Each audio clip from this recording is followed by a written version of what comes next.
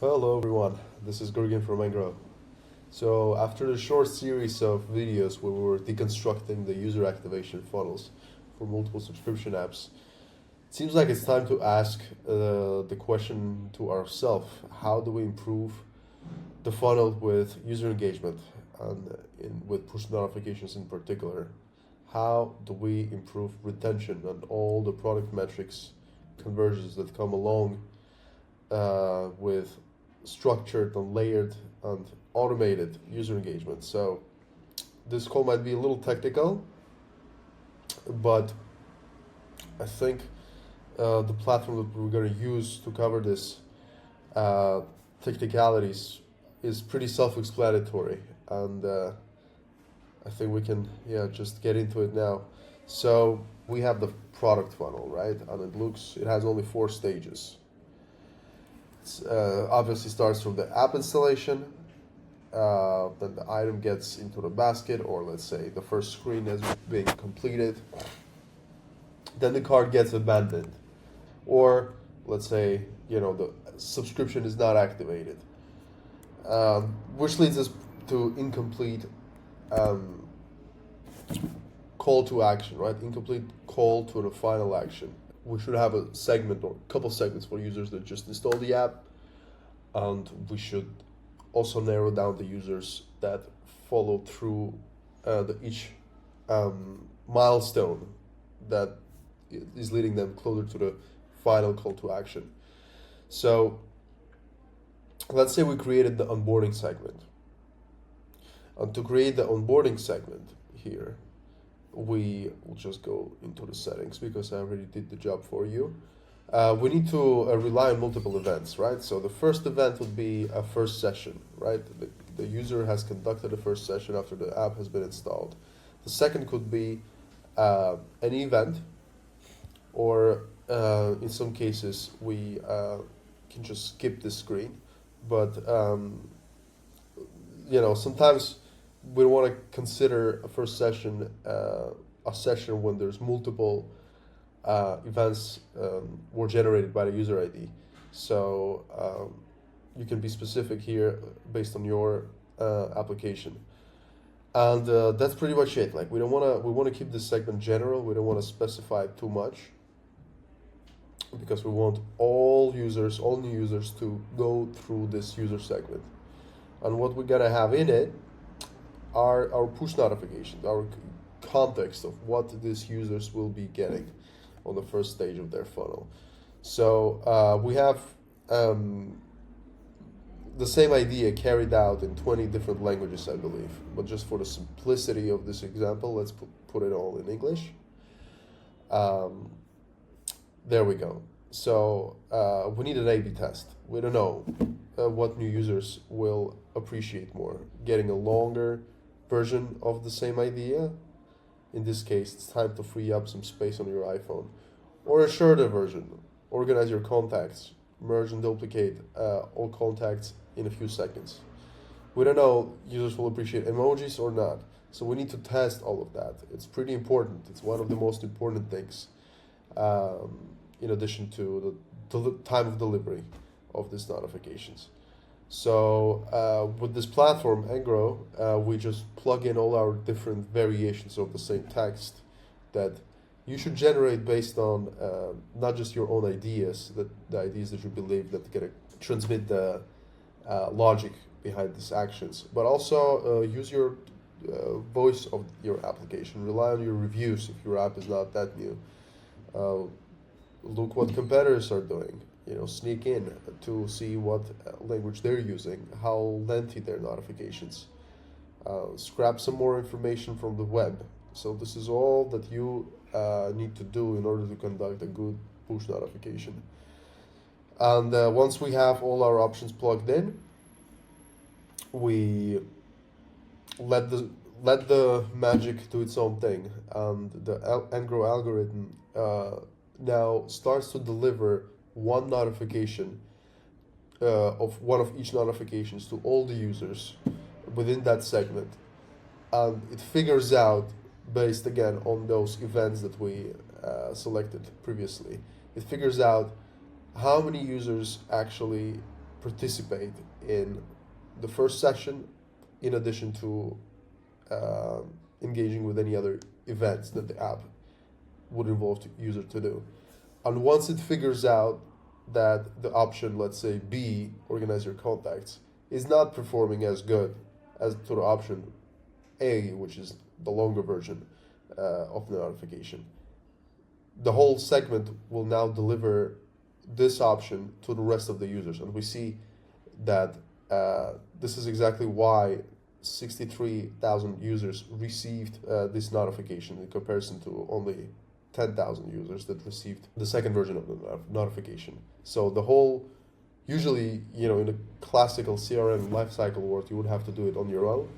You would have a manager, or you'll do it yourself, log in into the Firebase or whichever system that you use to send notifications, see what notifications perform better than the other, turn off the non-performing ones, leave the performing ones, or duplicate a couple versions from them to create a similar context and test it again. You don't need to do any of that now. You can just plug in all these copies here and let the machine do its thing. On track results, of course, you see how all of this segment performs. So we've got the first part of the funnel now, right? The onboarding, once the application was installed. So this first segment, it uplifts the whole curvature. Well, the uplift is the first kind of slope, which uplifts the rest of the curvature.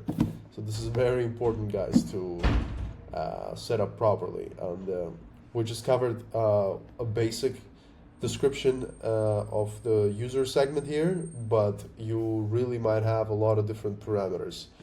You might have multiple segments just that will cover the onboarding, because let's say you have 7, 8, or 9 step onboarding, right? The first 3 screens you have to fill up the questionnaire, the rest you have to write down a summary about yourself, or and at the end, let's say you have to pick the feature of the product that the app already suggests in order to in order to understand the value of the application. Let's say you conducted only 5 out of 7 steps.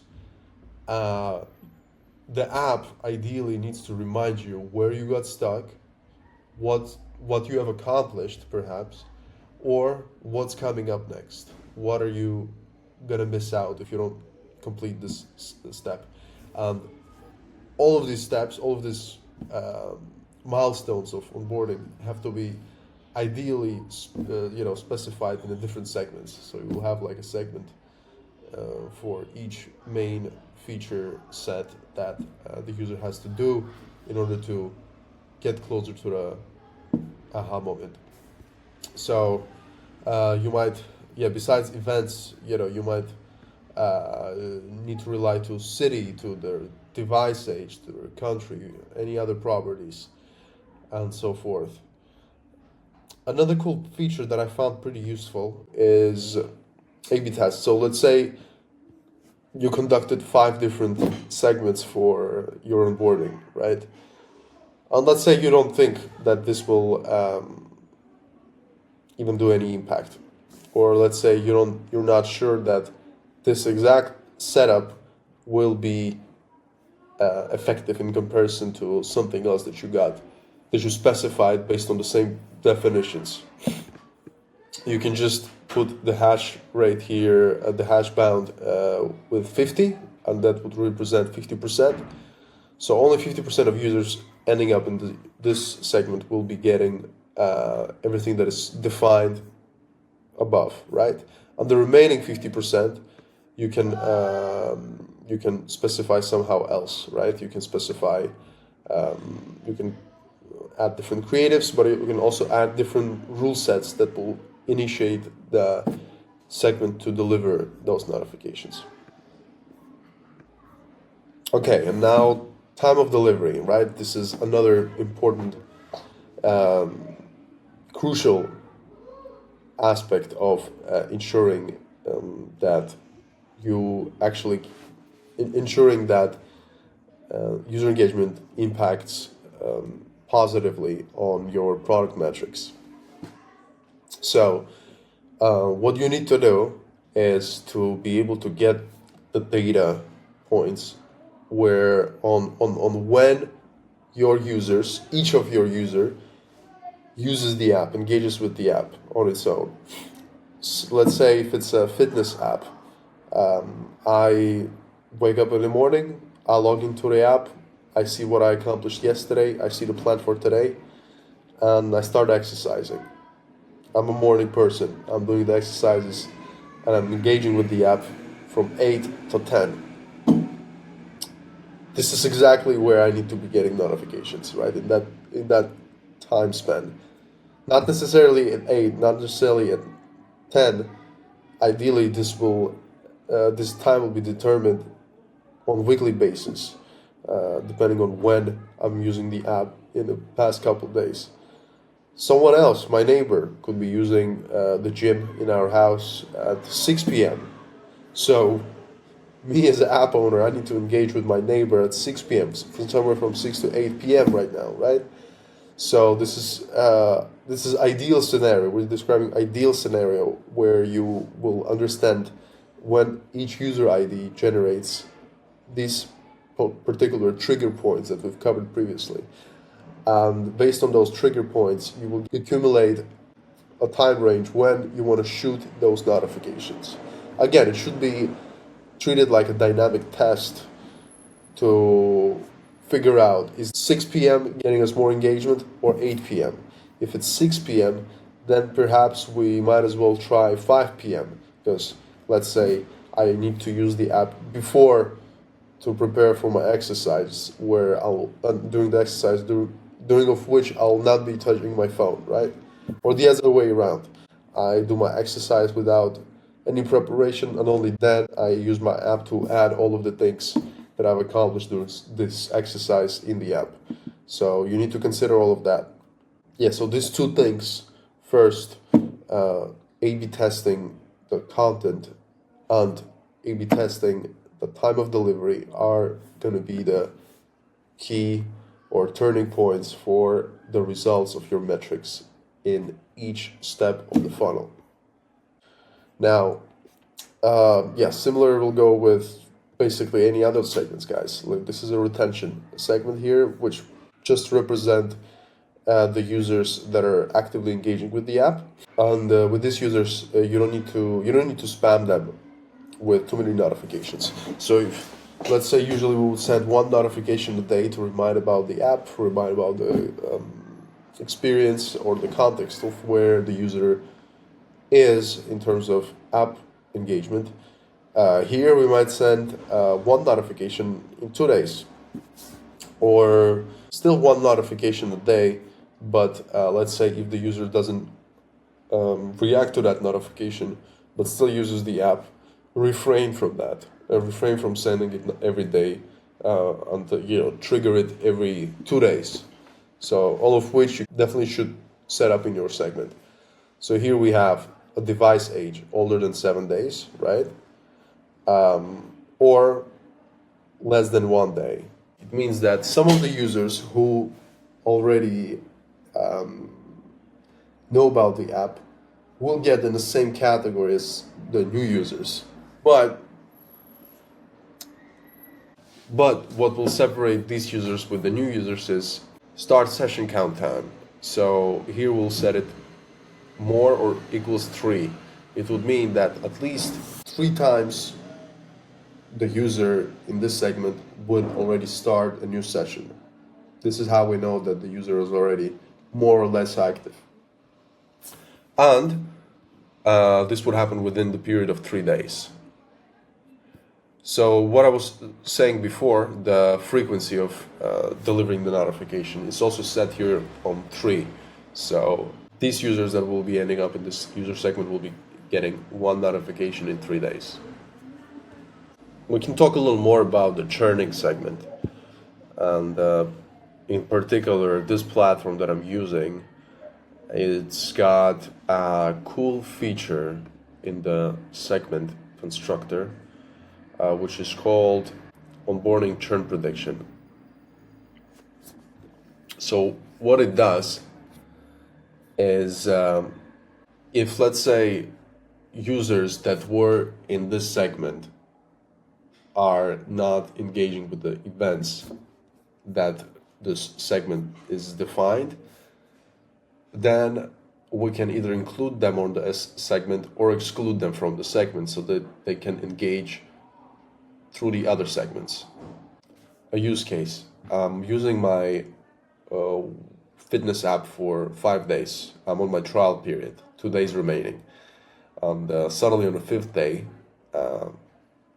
it's Friday, and I'm not using the app for the next 2 days. So what this segment will do, if I'm in an active segment already, it will either exclude me, in this case, from this active segment and put me back into a round robin of segments depending on which definition of events I'm falling into.